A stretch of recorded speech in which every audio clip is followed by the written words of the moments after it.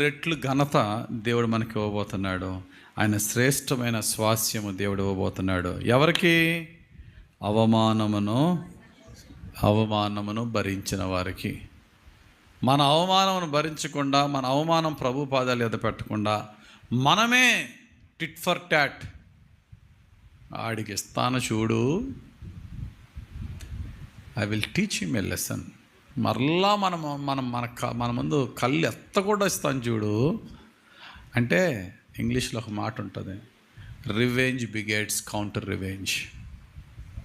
అయితే పగ ఎప్పుడు కూడా ఓ పిల్లని కంటదట. ఆ పిల్ల పేరేంటి? ప్రతిపగ. నీకు టైం వచ్చిందని ఇచ్చావు.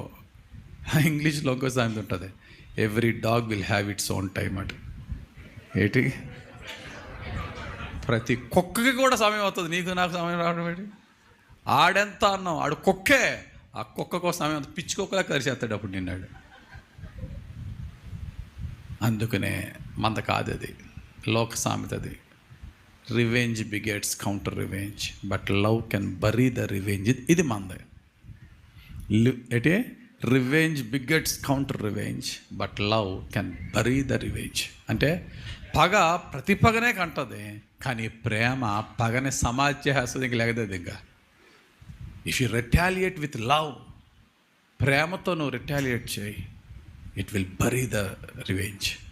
ఈరోజు దేవుడు చెప్తున్న మాట, ప్రభు నేర్పించిన మాట అదే. మొద్దుకై కోపం వస్తుంది హామాను గాడు